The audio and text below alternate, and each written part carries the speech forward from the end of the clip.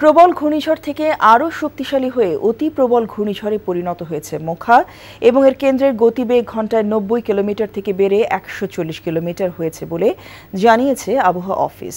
ঘূর্ণিঝড়টি দ্রুত এগিয়ে আসছে উপকূলের দিকে। দেশের ৪ সমুদ্র বন্দরকে ২ নম্বর দূরবর্তী হুঁশিয়ারি সংকেত দেখাতে বলা হয়েছে।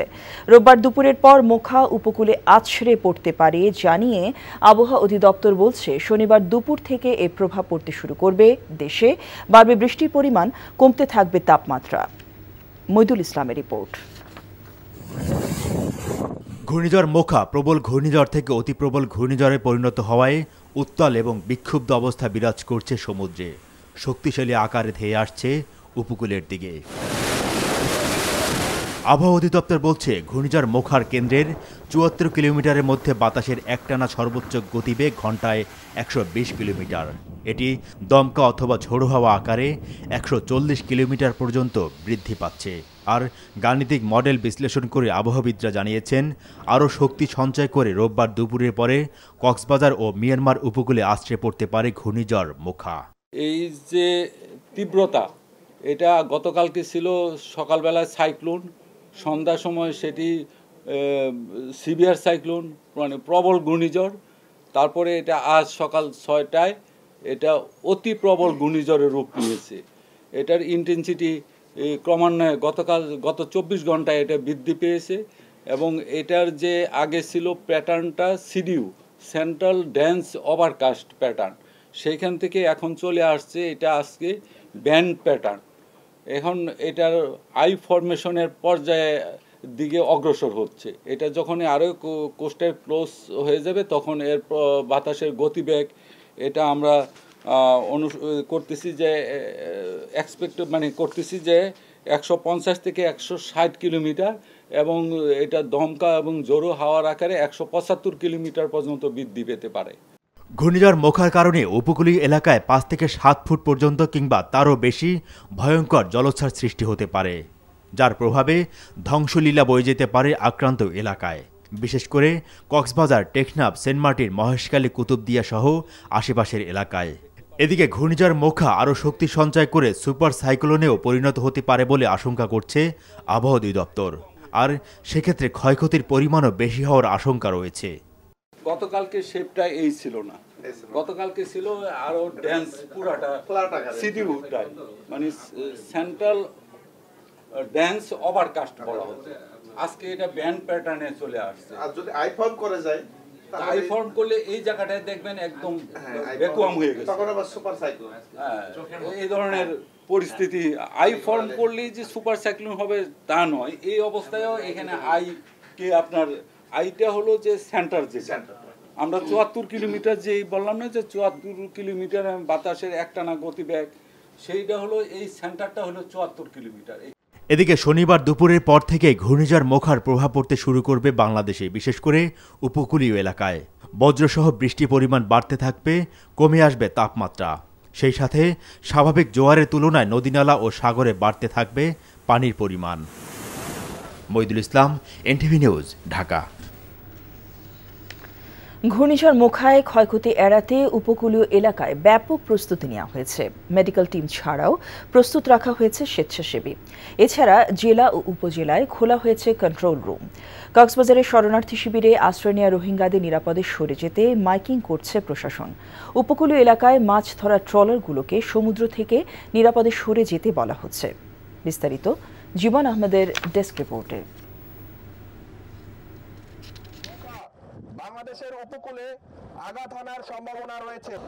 মাছ ধরার ট্রলার সহ উপকূলীয় এলাকার বাসিন্দাদের নিরাপদে সরে যেতে মাইকিং করছে কোস্টগার্ড।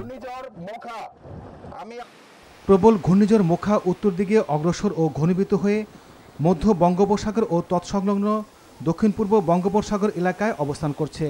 এটি কক্সবাজারের টেকনাফ, সেন্ট মার্টিন দ্বীপসহ মিয়ানমারের উপকূল এবং আশপাশের উপর দিয়ে বয়ে যেতে পারে। কক্সবাজার সহ দেশের সকল সমুদ্র বন্দর সমূহকে ২ নম্বর দূরবর্তী হুঁশিয়ারি সংকেত দেখাতে বলা হয়েছে। কক্সবাজারের উপকূল এলাকা, বিশেষ করে কুতুবদিয়ার ধলঘাটা, মাতারবাড়ি দ্বীপে ঝুঁকিপূর্ণ বেড়িবাঁধ রয়েছে। ওখানকার বাসিন্দারা রয়েছেন বাঁধ ভেঙে যাওয়ার আতঙ্কে। তাদের নিরাপদে সরিয়ে নিতে কাজ করছে প্রশাসন। জেলা প্রশাসনের পক্ষ থেকে সকল উপজেলা কন্ট্রোল রুম খোলা হয়েছে। কক্সবাজারে যেসব জায়গায় লবণ উৎপাদন হয় সেসব এলাকার মাঠ থেকে লবণ সরিয়ে নিতে বলা হয়েছে। ভোলার উপকূলে 746টি আশ্রয়কেন্দ্র প্রস্তুত রাখা হয়েছে। খোলা হয়েছে 8টি কন্ট্রোল রুম। দুর্যোগকালীন সেবা পৌঁছে দিতে 18,000 স্বেচ্ছাসেবককে প্রস্তুত রাখা হয়েছে। বরগুনা ঘূর্ণিঝড় মোখা মোকাবেলায় 642টি আশ্রয়কেন্দ্র ও 10,000 স্বেচ্ছাসেবক প্রস্তুত রাখা হয়েছে। দক্ষিণ পশ্চিমাঞ্চলের উপকূলে খুব বড় আঘাত আনার সম্ভাবনা না থাকলেও খুলনা 409টি, বাগেরহাটে 446টি আশ্রয়কেন্দ্র প্রস্তুত রাখা হয়েছে। মোখার প্রভাবে সুন্দরবনের নদ নদীতে স্বাভাবিকের তুলনায় 1.5 থেকে 2 ফুট পানি বৃদ্ধি পেয়েছে। সেই সাথে সাগর ও নদী উত্তাল রয়েছে বলে জানিয়েছে সুন্দরবন পূর্ব বন বিভাগ। জীবন আহমেদ, এনটিভি নিউজ ডেস্ক। চাল ছাড়া সব ধরনের নিত্য প্রয়োজনীয় ভোগ্যপণ্যের দাম এখনও অস্থিতিশীল। নতুন করে প্রতি কেজি পেঁয়াজের দাম 10 টাকা বেড়ে 70 টাকায় দাঁড়িয়েছে। বাজারে কাটেনি চিনির সংকট, আর বাড়তি দামে বিক্রি হচ্ছে ডিম ও মুরগি। রিপোর্টে জানাচ্ছেন মিজান রহমান। খুচরা ব্যবসায়ীদের অভিযোগ, পাইকারি ব্যবসায়ীরা বিনা রসিদে বাড়তি দামে চিনি বিক্রি করছে। এ কারণে ভোক্তা পর্যায়ে সরকার নির্ধারিত দামে তারা চিনি বিক্রি করতে পারছেন না। চিনি থেকে সামান্য লাভ করতে হলেও সরকার নির্ধারিত দামে বিক্রি করা সম্ভব নয়, তাই তারা চিনি বিক্রি সাময়িকভাবে বন্ধ রেখেছেন। আমার বক্তব্য দিকে বলে আপনি বেশি দিয়ে কিনছেন, আমাদেরকে মানি রিসিট দেখান, আর যেগুলোতে আমরা কিনি হেরাতে কোনো রিসিট দেন। চিনি পাওয়াই যায় না, দাম কম আর বেশ। অনেক দোকানে গেলে 10 দোকানে গেলে 1 দোকানে পাওয়া যায়। অন্য প্রোডাক্ট বেসুম, চিনি বেসুম না। যখন এটা নিয়ন্ত্রণে আসবে তখন আমরা এটা আবার আইন না আমরা বিক্রি করতে পারবো, যাতে সঠিকভাবে। কারওয়ান বাজার, মোহাম্মদপুর সহ নগরীর বিভিন্ন বাজারে হঠাৎ করে বেড়ে গেছে পেঁয়াজ, রসুন, আলু, আদা ও জিরার দাম। গত সপ্তাহে যে পেঁয়াজের দাম কেজি প্রতি ছিল 60 টাকা, তা এই সপ্তাহে বেড়ে দাঁড়িয়েছে 70।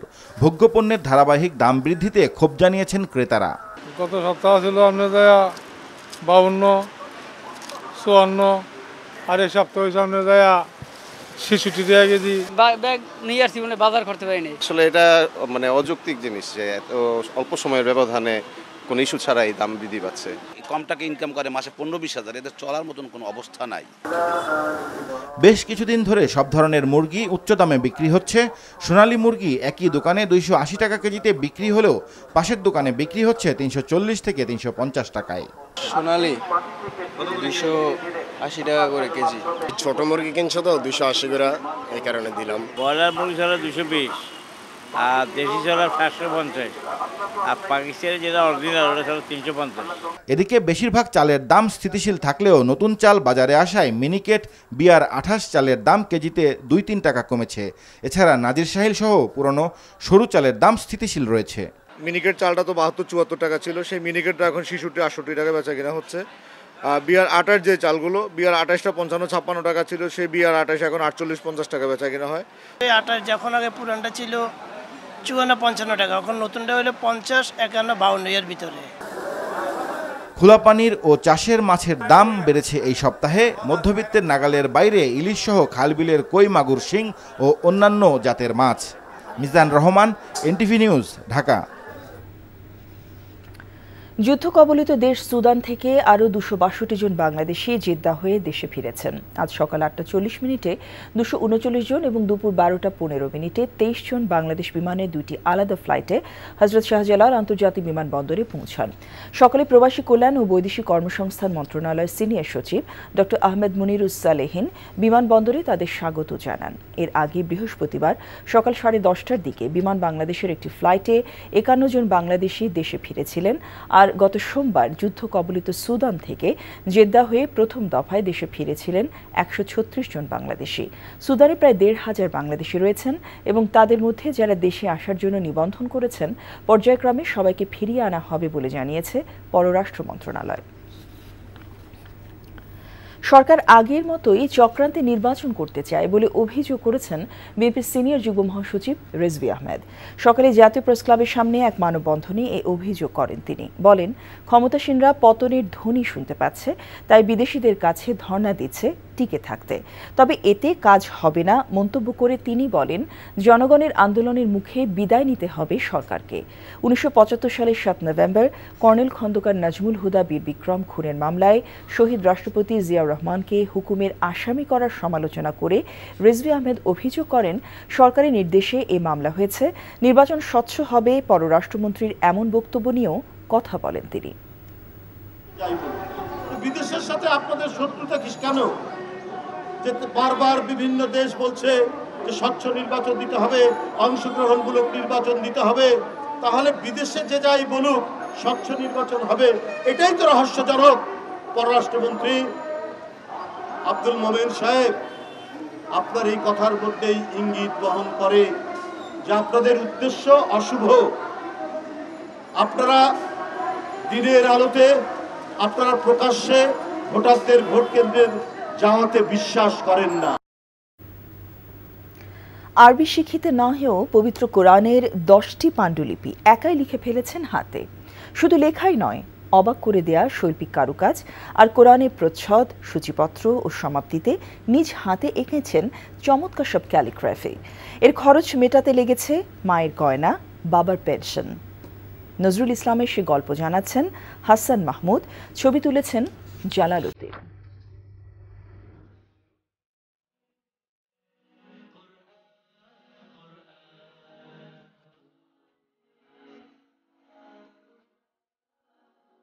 জরিন হরফে লেখা, রূপালী হরফে লেখা আসমানের কোরআন। মুক্তদানার মতো আলোকিত লফজে আয়াতে হাতে লেখা ফোরকান। ক্যালিগ্রাফির প্রাতিষ্ঠানিক শিক্ষা না থাকা নজরুল দেখে বুঝে ঘণ্টার পর ঘণ্টা বসে সাদা পৃষ্ঠাকে বর্ণিল করেছেন দৃষ্টিনন্দন সব কারুকাজে। তুলিতে নয়, জার্মান রং বেরঙের কলমে নিখুঁত নৈপুণ্যে পবিত্র কোরআনের নয়নাভিরাম প্রচ্ছদ, প্রারম্ভিকা এবং সমাপ্তিকে জীবন্ত করে তুলেছেন মোহাম্মদ নজরুল ইসলাম। কোরআনের বিভিন্ন সাইট দেখতেছিলাম, লেখা বিভিন্ন, তখন মা আসলো হঠাৎ একবার এসে বললো যে এদের জীবনই সার্থক, এদের এরকম সন্তান জন্ম দিয়েছে। তো এক কথায় দুই কথায় আমার সাথে মানে বাজিয়ে লাগলাম যে ঠিক আছে আমি লিখবো। তো এইভাবে করতে করতে করতে একটা, দুইটা, তিনটা করতে করতে করতে 10টা। যে মাকে দেয়া কথা রাখতে দিনে একটানা বসে 17 ঘন্টা লিখতেন, আঁকতেন, নজরুলের সে মা এখন বেঁচে নেই। এটা লিখতে প্রায় 8 লক্ষ টাকার মতো খরচ গেছে। এখানে মায়ের গয়না আছে, আমার কিছু আছে, বোনের কাছে, মানে আমার পরিবারের সবারই আছে সম্মিলিত, বাবার পেনশন আছে। ডিগ্রি পরীক্ষার সময় জটিল রোগে আক্রান্ত হয়ে কয়েক বছর প্যারালাইজড থাকা নজরুল এসএসসি পাশ করেন মিরপুরের মণিপুর হাই স্কুল থেকে। কলমগুলো হচ্ছে কিছু আছে জার্মানি আর কিছু আছে মালয়েশিয়ান, পেপারগুলো কাগজগুলোও জার্মানি। এক একটা কলম 200, সর্বোচ্চ আমি 310 করে কিনছি। হাতে লেখা কোরআনের 10টি পাণ্ডুলিপি বিক্রি নয়, ইসলামিক ফাউন্ডেশন সহ মক্কা ও মদিনার বিভিন্ন মিউজিয়ামে দান করতে চান নজরুল। তার এই অনন্য অবদান আলো ছড়াবে কোরআন প্রেমীদের হৃদয়ে।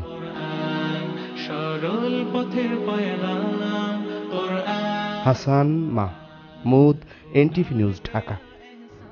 গাজীপুরে বইছে নির্বাচনী হাওয়া। সিটি কর্পোরেশন নির্বাচনকে ঘিরে সরগরম প্রচার প্রচারণা। পোস্টারে পোস্টারে ছেয়ে গেছে অলিগলি। প্রার্থীরা আটঘাট বেঁধে নেমে পড়েছেন গণসংযোগে। ভোটারদের দাঁড়ে দাঁড়িয়ে যাচ্ছেন মেয়র, কাউন্সিলর প্রার্থীরা। সিটি কর্পোরেশনকে আধুনিক করার নানা প্রতিশ্রুতি দিচ্ছেন প্রার্থীরা, তবে হেভিওয়েট প্রার্থীরা এখনও গণসংযোগ শুরু করেননি। বাদজুমা আওয়ামী লীগের মেয়র প্রার্থী আজমাতুল্লাহ খান টঙ্গী পশ্চিম থানা এলাকায় গণসংযোগ করবেন, আর জাতীয় পার্টি প্রার্থী এম নিয়াজউদ্দিন সদর কোনাবাড়ির কাশিমপুর এলাকায় গণসংযোগ করার কথা।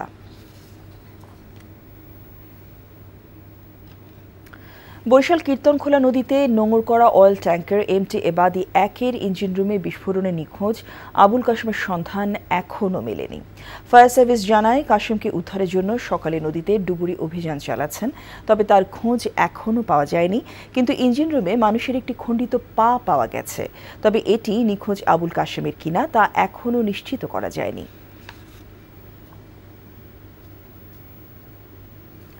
চট্টগ্রামে এসএসসি ও সমমান পরীক্ষার জাল প্রশ্নপত্র বিক্রয়ের নাম করে লাখ লাখ টাকা হাতিয়ে নেওয়া চক্রের প্রধান সহ 3 সদস্যকে আটক করেছে র্যাব। বৃহস্পতিবার রাতে নগরের বাকলিয়া এলাকা থেকে প্রতারক চক্রের 3 সদস্যকে আটক করা হয়। চক্রটি স্মার্টফোনের সাহায্যে সামাজিক যোগাযোগ মাধ্যম ব্যবহার করে এসএসসি পরীক্ষার জাল প্রশ্নপত্র ফাঁস করে আসছিল। আটককৃতরা হল আহমেদ রেজা খান রিজভী, রিফাত ও আরমান। তারা ইন্টারনেটের মাধ্যমে পরীক্ষার প্রশ্নপত্র সংগ্রহ করে তা এডিট করে বর্তমান পরীক্ষার প্রশ্ন বলে শিক্ষার্থী ও অভিভাবকের কাছ থেকে টাকা হাতিয়ে নিত। 2022 সাল থেকে এই চক্রটি এই কাজে জড়িত বলে স্বীকার করেছে।